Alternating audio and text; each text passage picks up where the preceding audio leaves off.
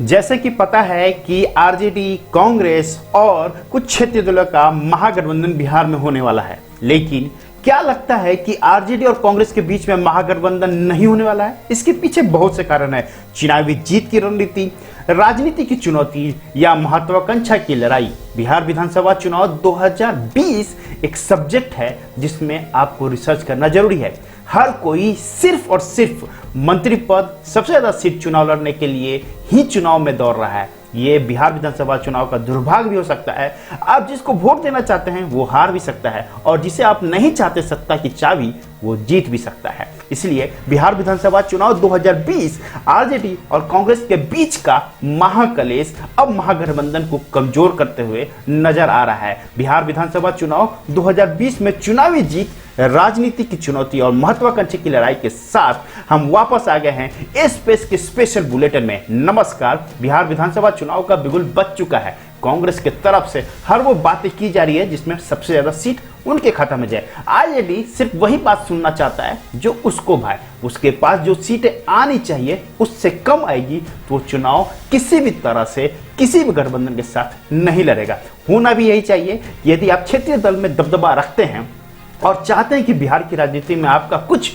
Part और कुछ information जनता तक जाए, तो आपको थोड़ी सी तो ताकत दिखानी पड़ेगी। वो भी क्षेत्रीय दल यदि बड़े दल को आंख दिखाता है तो इसके पीछे 100 कारण है, और उसमें से एक कारण तो ये बनता है कि आप पिछले कई सालों से कमजोर हुए हैं और क्षेत्रीय दल थोड़ा सा मजबूत होते हुए दिख रहा है। कम से कम विधानसभा चुनाव में तो यही साफ नजर आ रहा है। तो चलिए बात करते हैं बिहार विधानसभा चुनाव में कांग्रेस आरजेडी के बीच में कि कला कहां तक जाएगा। जीतने से जीत लेंगे बिहार, जिससे बिहार जीत सकते हैं वही फॉर्मूला लगा रहे हैं। और फॉर्मूला क्या है कि सबसे ज्यादा सीटों पर लड़े, और वो भी कैसे? जब आप जातीय गठबंधन करते हैं। यादव मुस्लिम गठबंधन तो आपके साथ है ही, अब दलित वोट किधर बैठता है? यदि वो इस तरफ बैठता है जिस तरफ तेजस्वी यादव हैं तो डेफिनेटली जीत की राह तो आराम से हो जाएगी। 243 कुल सीटें हैं और मैक्सिमम सीटों पे यदि आरजेडी चुनाव नहीं लड़ता है तो कमजोर होगा। यदि कम सीट आती है तो क्षेत्रीय दल ब्लैकमेल कर सकते हैं।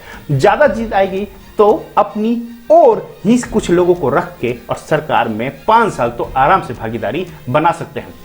इसलिए आरजेडी का फॉर्मूला इस वक्त मुझे थोड़ा सही लग रहा है, चाहे वो किसी तरह की कॉम्प्रोमाइज ना किया जाए, क्योंकि कांग्रेस यहाँ पे 80 सीटों का डिमांड किया है, और कितने सीट यदि वो जीत भी जाता है तो भी आरजेडी की तो नाक में दम कर ही सकता है, क्योंकि इस बार अब पॉलिटिक्स बदलते हुए नजर आ रही है पिछले 2 दशकों के मुकाबले। तो इसलिए इस बार जो तेजस्वी ने सोचा है मुझे इस वक्त अच्छा लग रहा है। जैसे कि आपको पता है राष्ट्रीय जनता दल और कांग्रेस के बीच में काफी साल से गठबंधन है, लेकिन 2010 में कुछ ऐसी हुई थी जिसमें वो गठबंधन एक साथ नहीं थी, लेकिन उसके बाद लगातार गठबंधन बनी हुई है। और यही बात है कि कांग्रेस और आरजेडी को 2020 में महत्वाकांक्षा बना दिया है।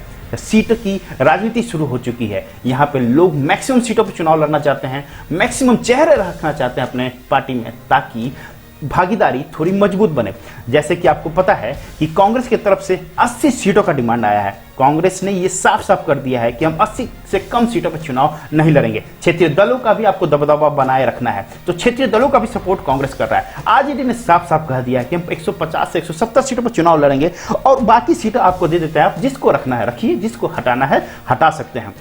लेकिन दलित की राजनीति करने वाले, जहां पर कांग्रेस भी दलित की राजनीति कर रहा है, आरजेडी भी कर रहा है, वीआईपी पार्टी भी साथ में है, तो आरएलएसपी कहां जाएगा, हिंदुस्तान आवाम पार्टी कहां जाएगा? सब दलित के ही सीटों पे चुनाव मरना चाहते हैं, क्योंकि आरजेडी के पास अपना यादव वोट तो है ही और साथ में मुस्लिम वोट। तो दलित की राजनीति के लिए कितने लोगों को मिलाना जरूरी है, यह भी समीकरण है। यह हो सकता है कि एक उछाल हो जहां पे कांग्रेस चाहती हो कि हम और आरजेडी सिर्फ बीच में रहे, बाकी सब क्षेत्रीय दल को साइड कर दिया जाए और मैक्सिमम सीटों में आरजेडी और कांग्रेस ही लड़े। हो सकता है ये भी कि सूत्रों के हिसाब से हमें यह भी पता चल रहा है कि आरजेडी और कांग्रेस के शीर्ष नेता शायद इसी बात पे अटके हुए हैं कि मैक्सिमम सीट हम अपने कोटा में ही रख लें और बाकियों को सिर्फ चंद सीटें दे दें। यदि चंद सीटों पर वो स्वीकार करते हैं तो रहें, आना तो जा सके। तो उस हिसाब से आरजेडी का जो प्लान है 150 से 170 सीटों पर चुनाव लड़ेगा, तो बाकी को कितना देगा? वो 60 से 70 सीट ही देना चाहता है बाकियों को। अब कांग्रेस क्या चाहता है? 70 से 80 सीटों पर चुनाव लड़ना, और बाकियों को चाहता है 120 सीटों पे कंप्रोमाइज करा दे। लेकिन हो नहीं सकता, आरजेडी इतनी बड़ी कमजोरी गलती नहीं करेगा। तो हमारे हिसाब से यादव मुस्लिम वोट समीकरण जहां पे बैठता है वहां पे कांग्रेस चाहती है कि हम जहां जहां मुस्लिम चुनाव जीत सकते हैं वहां पे वो खड़े हो, और जहां पे यादव सीट खड़े हो सकते हैं, जहां पे यादव जीत सकते हैं वहां पे यादव के आरजेडी कैंडिडेट खड़े हो। तो फिर इनके जो समीकरण, वोट समीकरण है 2025 की तैयारी है, उसमें ये फ्लॉप होते हुए नजर आएंगे। इसलिए आरजेडी को पता है कि 126 127 सीटें जीतना जरूरी है, नहीं तो बहुत बड़ा नुकसान होगा। और कांग्रेस भी चाहती है कि 40 से ज्यादा सीटें मिले। जितना ज्यादा हल्ला करेंगे उतनी सीटें मिलने की चांस है, मंत्री पद भी मिल सकता है, डिप्टी सीएम भी मिल सकता है। तो उस हिसाब से एक समीकरण बहुत ज्यादा पॉलिटिकली महत्वाकांक्षा की बात आ चुकी है। आरजेडी ने पहले भी साफ साफ कह दिया है कि हम चुनौतियों को साइड करेंगे। चुनौतियों का मतलब आरएलएसपी और हिंदुस्तान आवाम पार्टी को तो रखना ही नहीं चाहते हैं। यदि कोई रखना चाहता है तो अपने कोटे से सीट दे। वीआईपी के लिए थोड़ी सी बरहमी जरूर है, लेकिन आने वाले समय में लगता है कि आरएलएसपी हम के तहत पे ही वीआईपी को भी साइड करना जरूरी होगा, नहीं तो वो डिप्टी सीएम और फलाना ठिकाना जितनी डिमांड कर रहे हैं उतना तो कांग्रेस और आरजेडी देने को तैयार नहीं होगा। अब बात आती है कि प्रॉब्लम कहां पे है। प्रॉब्लम आरजेडी और कांग्रेस के बीच में है। यहां पे सबसे बड़ा प्रॉब्लम है सीटों का आंकड़ा। सीटों की डिमांड जितनी हो रही है और जिस हिसाब से बातें हो रही है उस हिसाब से मुझे लग रहा है कि इस वक्त आरजेडी और कांग्रेस को ऐसे फॉर्मूले के साथ आना चाहिए जहां पर मैक्सिमम सीट आरजेडी के पास हो और मिनिमम सीट कांग्रेस के पास हो। क्षेत्रीय दल में सिर्फ वीआईपी को मिला है ताकि इनकी गठबंधन भी मजबूत रहे, दलित वोट बैंक भी मिल जाए। अब यहां पे यह भी सवाल आ रहा है कि एलजेपी के साथ क्या होगा। एलजेपी जैसे ने कुछ समय पहले ही बता दिया है कि हम चुनाव जो है जेडीयू के बिना लड़ेंगे, तो एलजेपी का भी महागठबंधन में राह आराम हो सकता है। यदि ऐसा होता है तो बिहार विधानसभा चुनाव एक रोचक तथ्य की तरफ और रोमांचक होने जा रहा है, जहां पे बीजेपी जेडीयू अकेले चुनाव लड़ेगी, साथ में क्षेत्रीय दल में एलजेपी कांग्रेस और जेडीयू आ जाएगी। तो डेफिनेटली रंग तो अलग ही होगा और क्षेत्रीय दल का दबदबा उतना नहीं रहेगा। लेकिन मुझे लग रहा है कि इस बार पप्पू यादव और वीआईपी पार्टी थोड़ी सी कमाल जरूर करेंगे। लेकिन समय यह है कि शायद जहां तक मुझे पता चला है कि 150 सीटों से कम पे यदि आरजेडी को सीट मिलती है तो गठबंधन तोड़ देगा। यह सत्य है और यही होना भी चाहिए। बिहार विधानसभा चुनाव 2020 में यदि आरजेडी को 150 170 सीटें नहीं मिलेगी तो डेफिनेटली वो चुनाव लड़ने नहीं जा रहा है गठबंधन के साथ।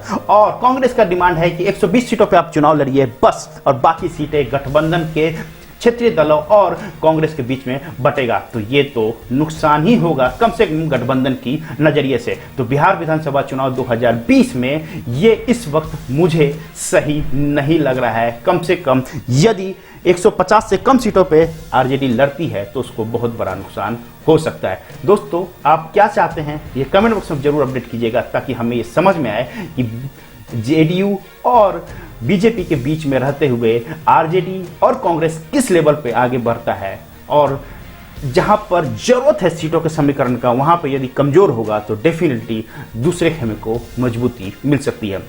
बिहार विधानसभा चुनाव 2020 के अंत तक हो जाएगा। इलेक्शन कमीशन ने भी ये बातें कर दी।